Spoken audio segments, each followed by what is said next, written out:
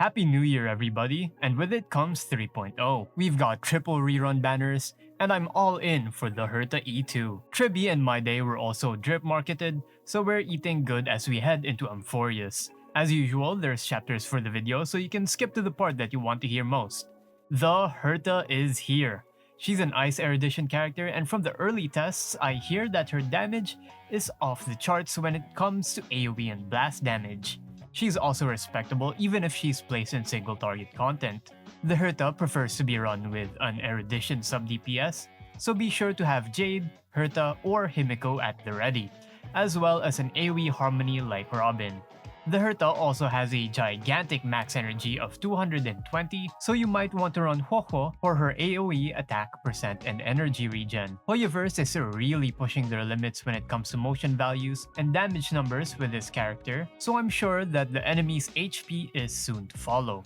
The Herta signature light cone into the unreachable veil increases her crit rate and damage percent, and provides some SP to help out your team. Her E1 increases her motion values and makes her damage more consistent against tanky units, and from what I've seen on people's calculations, E1 is marginally better than S1, so pull S1 if you find that your team is struggling on SP. Another thing to consider though is that Herta's E2 is a bigger spike than both of those combined. So if you're planning to E1 S1, you might want to E2 S0 instead. We've got another triple rerun on our hands, and it's straight up banger after another. I know people are going to have a really hard time choosing between them, so please leave a comment on who you're deciding on so I can give you account specific advice. We have Lingsha, who is a fire abundance unit who deals tons of super break damage when played alongside Firefly, while also providing good AoE heals and cleanses. She replaces Gallagher in all of the teams that he fits in, and she also sustains better and deals more damage to boot. One thing to keep note however is that Gallagher has more burst toughness damage and generates more SP. In my opinion, she's low on the pull priority list, and you should probably pull for E0 DPSs and supports if you haven't already.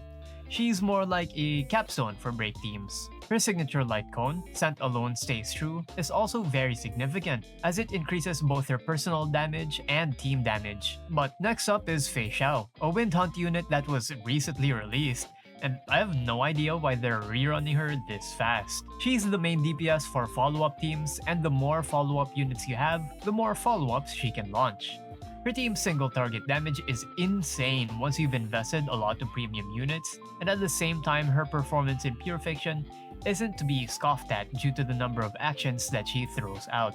Although she does need a dedicated follow-up buff to perform better than average. I'd say she's a great DPS to pick up if you're interested in pulling for more of her supports as well. Her signature light cone, I Venture Forth to Hunt, is strong and provides Def Ignore. However, obtaining Topaz, Robin, or Venturine will increase her damage more. I suggest pulling for this light cone if you're using the free Cruising in the Stellar Sea light cone on someone else. Jade is a Quantum Erudition who is an SP positive sub DPS who prefers to be teamed up with an Erudition or follow-up unit. She's the perfect duo for Herta if you're looking for a premium unit to clear with. Personally, I think that Herta E6 and Himiko are already enough to clear Pure Fiction with, but for those who want to guarantee double eruditions for both Pure Fiction clears, I'd say go for it. I should also mention that her damage is blast, so she's decent in MOC, but don't expect her to print out crazy numbers on her own. Her signature light cone, Yet Hope is Priceless, is a good statistic that empowers follow-up attacks, which is nice. But keep in mind that the Herta doesn't have any.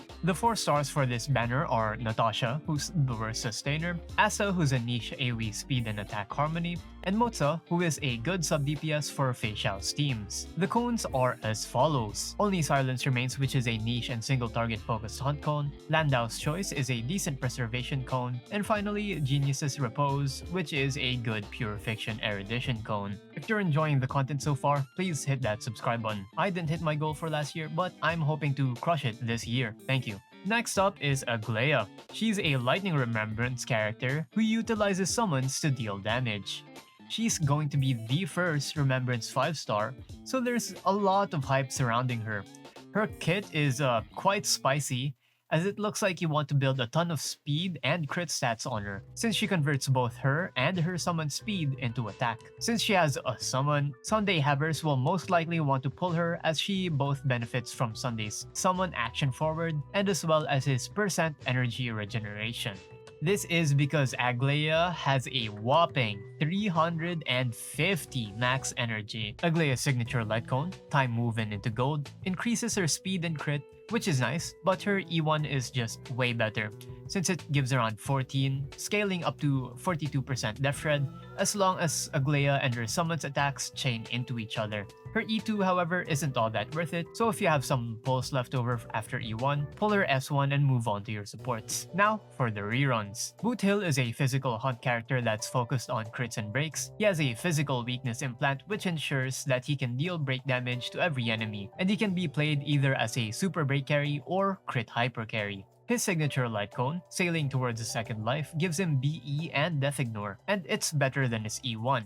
It's a decent pickup after pulling for supports. They're rerunning Silverwolf. She's a Quantum Nihility unit that implants weaknesses and has a good variety of debuffs. However, her debuffs are outvalued by harmonies that aren't named Hanya or Yukong. Don't pull for her. Unless you use Acheron or Doctor Ratio and want an upgrade for Pela. She is an extremely niche character, and their best use case is forced weakness breaks in Apocalyptic Shadow in teams that don't include Acheron and Ratio. I pulled for Silverwolf in 1.1 and the Mono Quantum Dream is dead. However, if you're delusional enough to believe that Tribbie and Castorice will save Mono Quantum, then I won't stop you, and honestly, I'm believing with you. But I don't want anyone else to go down this path. Her signature light cone, Incessant Rain, has extremely low value, since the free event light cone before the tutorial starts gives her better uptime on her ultimate, which her kit revolves around. And finally, Robin is a physical harmony unit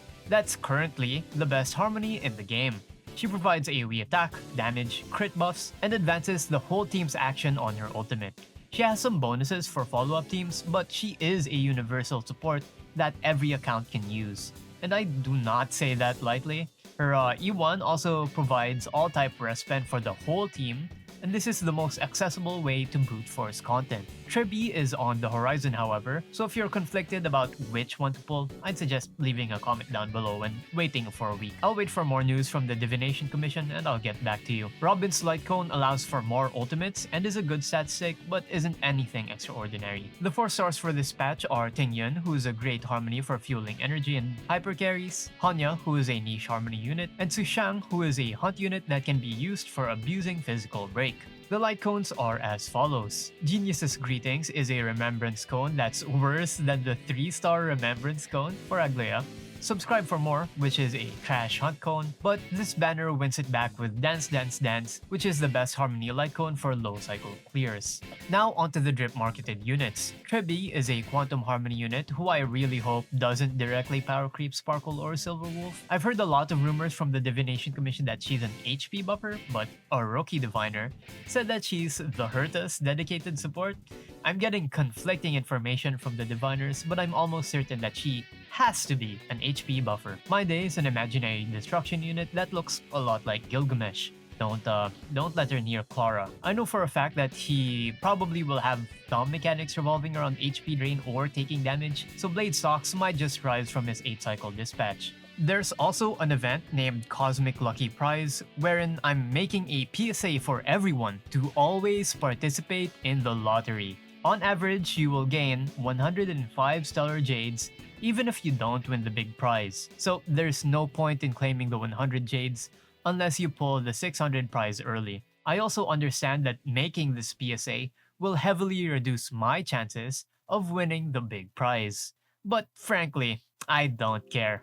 Let's go gambling! We're also finally getting the custom substat relic items and what looks to be a reroll substat item as well, so I'm pumped about that. Oh yeah, and we also get 300 total energy now, so I don't have to ever worry about overcapping when I oversleep. State of the game. With the recent overhauls made to Pure Fiction and Apocalyptic Shadow, the late game content has now shifted and allowed funky comps to shine, such as Shui Super Break and Serval Energy Funnel. I think that this is great for older accounts since they have benched units that can shine in specific patches. However, as you might have noticed, these teams still rely on meta supports like Ruin Mei, Harm Blazer, Robin, and Sunday. If you've got a decently developed account, I'd suggest getting the Harmony units that enable those weird teams. For newer players, I'd suggest pulling for the Herta, some sustainers, and start looking for a second team that you like. I'm sure 2-cost the Herta teams are going to be rampaging through the content easily. Since the Herta is an ice carry, I would expect more ice weak enemies to pop up in MOC, which means Jingliu might rise from her grave. Personally, I'm content with the way the meta is shifting as of now, with the PF and AS mechanics being more fleshed out and impactful instead of the brute force DPS check that MOC tends to have. We can also expect Jingyun and Acheron stocks to rise further due to Aglaya being a lightning unit. That's it for me, my name is Kyte, and leave a comment on your pull plans and I'll offer some more account specific insight. See ya, peace!